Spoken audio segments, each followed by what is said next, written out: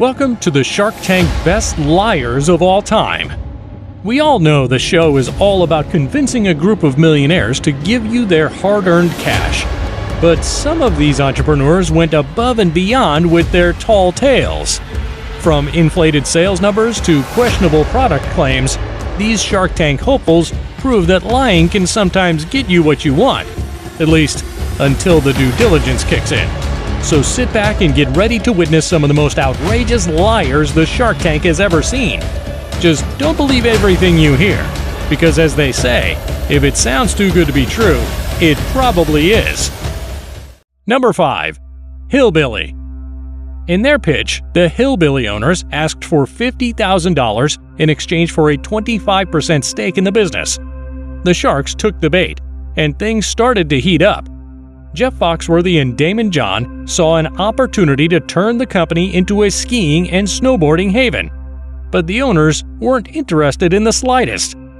Now, usually when you come on to Shark Tank, you want to make a deal. It's like going on a date. You don't want to lead someone on and then say, "Thanks for dinner, but I'm not interested in a second date." But Hillbilly had other plans. They were just there for the fame. They wanted to show off their brand on national TV, and they didn't care who they had to lie to get there. The owners of Hillbilly were honest about one thing, though. They had no intention of doing business with the Sharks. They were like the kid who shows up at a birthday party just for the cake. They wanted their 15 minutes of fame, and they were willing to do whatever it takes to get it.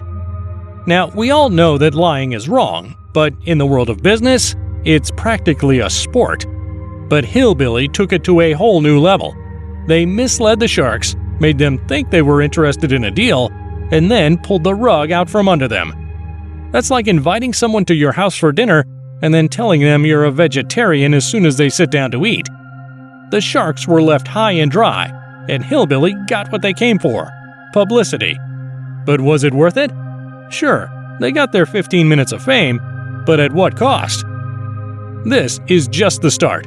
What the next did will surprise you. Number 4. Toy Guru. In 2011, the owners of Toy Guru made their way onto Shark Tank to present their unique business idea.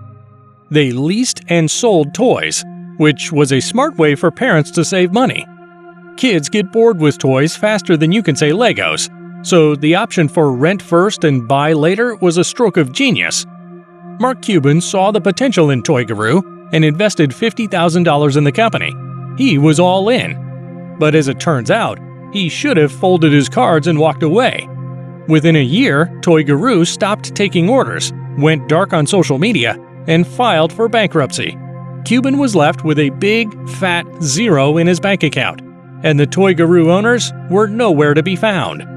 Now, we all know that businesses can fail, but Toy Guru took it to the next level. They didn't just fail, they disappeared like a magician's rabbit. Poof, gone. And to make matters worse, they didn't even have the decency to tell Mark Cuban what the heck happened. So what can we learn from the Toy Guru debacle? Well, for starters, don't be a liar. It's one thing to fail, but it's another thing to deceive people. Toy Guru made promises they couldn't keep, and they left Cuban holding the bag. They took advantage of a good thing and ran it into the ground. That's like getting a free puppy and then leaving it on the side of the road because it chewed up your favorite shoe. But here's the real question. Is it better to take risks in business or play it safe? Cuban took a risk on Toy Guru, and it didn't pay off. But he's also known for taking risks and coming out on top. Toy Guru may have fooled the Sharks, but they didn't fool us. They are now a part of the Shark Tank Hall of Shame, and will forever be known as the best liars of all time. But the next one took it to a whole other level. Number 3. Breathometer was one of the biggest flops in the history of Shark Tank. The idea was brilliant. A tiny breathalyzer that connected to your phone and told you whether or not you should get behind the wheel. All 5 sharks were so impressed that they pooled a cool $1 million and offered the Breathometer folks 30% ownership in the business. Unfortunately, things went downhill from there. The first problem was that the Breathometer just couldn't keep up with the demand. People wanted it, and they wanted it now, but the company couldn't deliver. That's like promising your boss that you'll have a report done by Friday and then spending the whole week playing Candy Crush instead. The second problem was that the breathometer turned out to be a big fat liar. It wasn't nearly as accurate as the company claimed it was. In some cases, it would give a lower blood alcohol content reading than the person actually had. It was like those friends who always say they're just around the corner, but they're actually still in bed. After all of these issues, the Federal Trade Commission got involved, and they weren't happy. They ordered the breathometer to issue full refunds to all their customers. So the sharks were out $1 million, and the breathometer folks were out of business.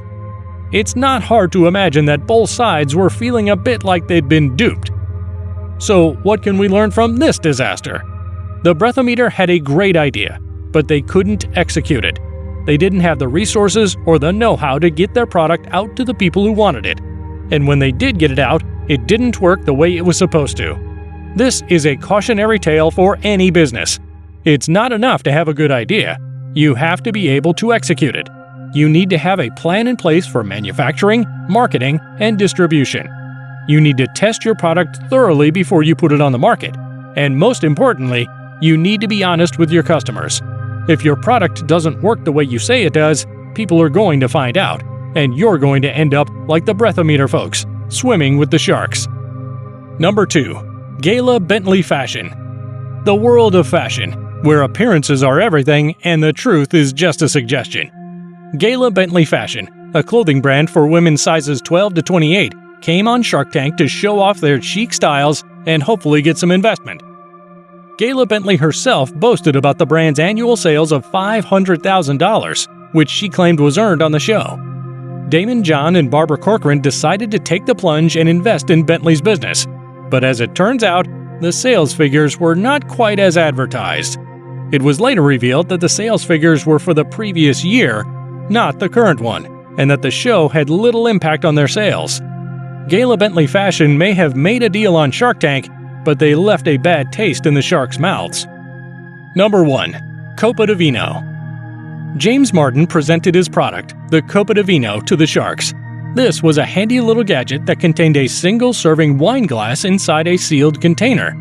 It seemed like a promising product, and Martin was able to attract millions of dollars in investment thanks to his Shark Tank presentation.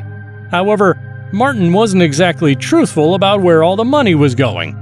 It turns out he was using the investment money to fund his lavish lifestyle, spending hundreds of thousands of dollars on personal expenses. I mean, I get it. A single-serving wine glass is cool and all, but is it really worth risking jail time and a damaged reputation? In 2019, Martin had to face the music and pled guilty to committing wire fraud. As a result, he was ordered to pay restitution to investors for $1.8 million, and he was also sentenced to spend 2 years behind bars. To his credit, he did something unusual and wrote a letter to the judge, taking full responsibility for his actions and expressing genuine remorse. So here's the question: why do some people lie and cheat in business? Is it because they think they won't get caught? Do they feel like the ends justify the means? Or is it simply because they're greedy and want to enjoy the finer things in life without working for it? Whatever the reason, it's clear that deception and fraud have no place in business or life. In the end, we can only hope that entrepreneurs and business owners will learn from James Martin's mistakes and strive to be honest and transparent in all their dealings. After all, trust is a key ingredient in any successful business relationship, and without it, everything falls apart.